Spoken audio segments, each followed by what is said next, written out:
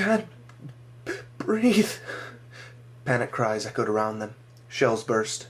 Dirt and body parts flew through the air. Isaac held Friedrich's hand. Come on, man. Isaac tried to pull Friedrich away from the little hollow. Isaac was afraid the dirt around them would collapse any second.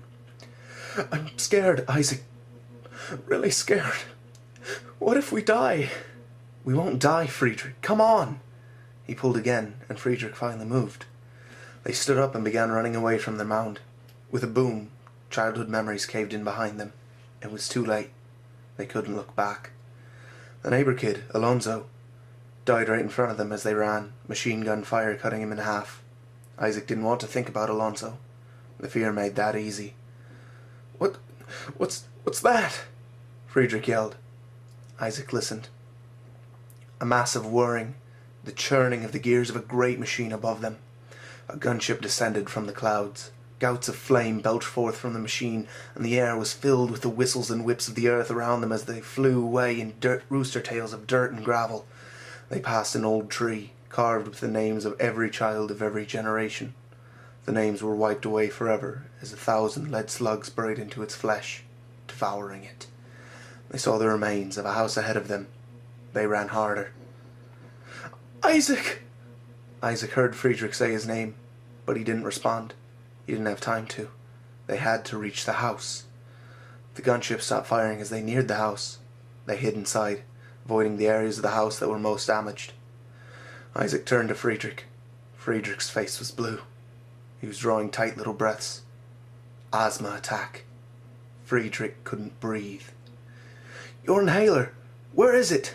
Friedrich patted his pockets frantically. Precious moments passed. Friedrich stared into Isaac's eyes, terrified. He shook his head. No inhaler. They turned as one to look back the way they came. Stay here, Friedrich. I'll go find it. Isaac ran. There was no sign of the inhaler in the house. Only one place it could be. Back there. In the murder fields. Isaac ran even faster. The sounds of gunfire and screams had receded into the distance, away from the remains of the house. An errant shell would explode every once in a while, but never within harming distance. Isaac was panicking. There. The telltale red plastic. Isaac grabbed it and ran back towards the house. Faster. Faster.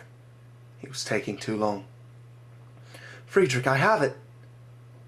There was no response from the dead house. Panicking more. He ran more. But he was too late. Friedrich lay there. Not moving. Not breathing. Friedrich, come on. Come on, Friedrich. Isaac fell to his knees beside Friedrich's still body. He fumbled the red plastic inhaler as he tried to put it into Friedrich's mouth. He finally, with shaking hands, managed to close Friedrich's mouth around the inhaler and push the spray mechanism. There was a hiss as vaporized medicine filled Friedrich's mouth. There was no response from Friedrich. Come on, Friedrich. Isaac squeezed the mechanism again. Friedrich was still. Come on, Friedrich. Isaac squeezed the mechanism again. Isaac squeezed the mechanism again. Isaac squeezed the mechanism again. Friedrich! Still gripping the inhaler, he punched Friedrich's still form. Friedrich, no! He punched him again. And again. And again. The inhaler was beginning to crack in his grip, the broken plastic biting into his skin. Flecks of blood from his hand began to stain Friedrich's shirt. His punches became a frantic pounding, a whimpering scream of no! Escaping from him every time his fist connected with Friedrich's chest. Friedrich's body jumped and twitched with the impact, but otherwise remained still. Friedrich's dead eyes stared away from Isaac, towards the non-existent ceiling, towards the remaining half of the wall. Isaac let loose a ragged scream and hugged Friedrich to him, rocking the still form of his dead friend. Eventually, his body grew weary. His eyelids grew heavy. His bloodshot eyes stung with tears and strained to remain awake, to stay conscious, to stay alive. He fell asleep with Friedrich's body still in his arms. Hours later, a soldier in a fellowship uniform walked through the house, looking for survivors.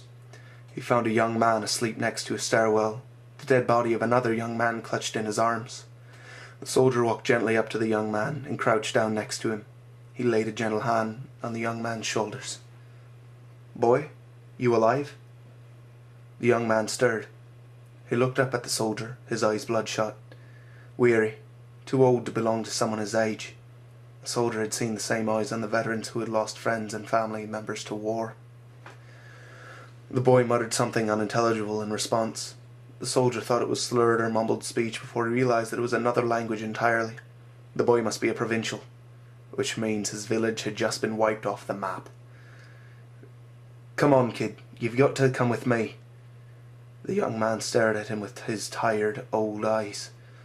In their locked gaze, the soldier saw comprehension pass through the young man's eyes. The young man understood him. He repeated himself. "What for?" The boy said, his accent thick. He clutched the corpse closer to him. The corpse's dead eyes stared at the soldier. The soldier couldn't look at them. He saw accusation in that dead glare. He couldn't stand to think he was the reason this young man was dead. "I have to take you away," the soldier said. "To where?" The corpse's eyes wouldn't look away from him. "To a camp where they'll kill me?" The young man interrupted, his eyes as accusing as the corpse's. No, the soldier said. "Why would they do that? They just want to round up the people lucky enough to escape this hell. We want to help you." The young man's eyes stared deep into his. "You believe that, don't you?" A rhetorical question. "Of course I do. With all my heart." "Fine." The soldier sighed in relief. He didn't want to fight with the boy. He began to get up, ready to leave. "But I am not leaving without Friedrich." The soldier paused, confused. "What?" he asked. "Friedrich. I'm not leaving without him." The young man held up the dead body. The dead eyes still refused to look away from him. The soldier's heart swelled with pity. "He's dead, kid." The soldier felt something die within him as he said that, the realization of the truth driving the young man's eyes wide. He looked down at the body in his arms, then looked away, eyes squeezed shut and teeth clenched. Tears managed to leak down his face. "Close his eyes." "What?" "Close his eyes. I can't stand him looking at me like that." The young man was trying to keep himself from sobbing openly, but one managed to escape anyway. The soldier tried to oblige the boy, but the eyes wouldn't stay shut, sliding back open. He tried holding the eyelids down with his fingers for a few seconds, hoping the pressure would hold them shut. They slid open again. He felt so sorry for the young man. "I can't get him to shut, kid." Another sob squeezed out from the young man's clenched teeth. "Why?" "Because he won't. You don't want to keep them shut." "Why? Why won't his eyes close?" "It's to my experience, kid, that the dead don't close their eyes. They're always watching with accusing eyes, staring at you, jealous of your life." The young man opened his eyes and stared, horrified at the soldier, tears welling in his eyes.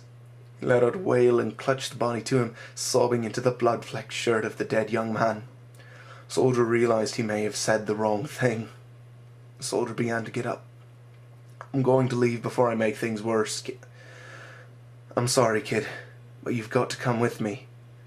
I'll be out in the other room when you're done. Just..." The soldier paused, trying to choke back his self-loathing. "Just hurry, please." He was answered by a muffled scream and continued sobbing. He stepped away to the other room. He hated himself so much right then. Isaac had fallen asleep again, but the fellowship soldier shook him awake again. This time, he stared at Friedrich's dead corpse, knowing exactly what it was. He couldn't bring himself to care anymore. All of his caring had dried up, gone, poured out of him and onto Friedrich's cold chest, drenching Friedrich's already blood-stained shirt. That's when he realized that he had bits and pieces of plastic inhaler still buried into his hand. He didn't care. He was numb. He couldn't feel anything. Not anymore. He got up when the soldier asked him to. The world sounded muffled to his ears, a distance of 1,000 miles in the few feet between them. Friedrich slid off him, still cold, still dead, still staring. He followed the soldier out of the house. What had once been a beautiful field was now a cratered wasteland. Smoke amassed on the horizon so high that it was indistinguishable from the clouds.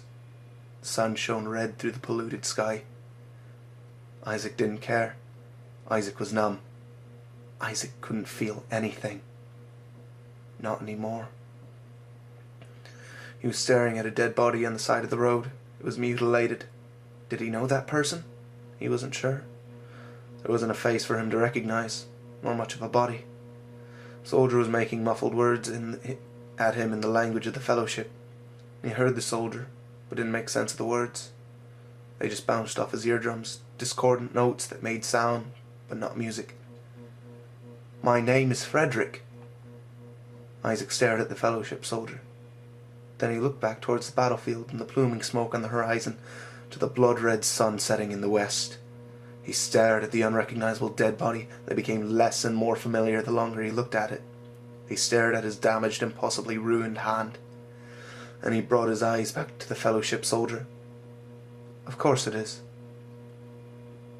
A bird perched on the remaining branches of the ruined tree that had the name of every child of every generation carved into it, sang its song, and the sun settled itself below the horizon. The soldier's name was Friedrich.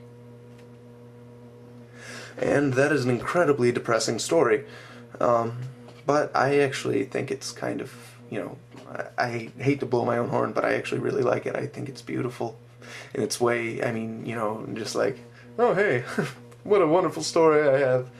But it's just, it always feels like I didn't write this. It was something that I had found and just kind of, put onto this page. Like, I knew this story, but I didn't know where I'd heard it, so I just decided to write it down.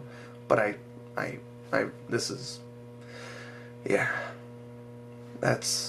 sometimes that's what it's like when I write something that I really like. It's never that feeling of, oh, I'm such a brilliant genius. It's like that. The story is something in my head that I know, but I don't know where I know it from. But I'm going to write it down so that I don't forget it. And this is just kind of a beautiful story that I found within myself. Yeah.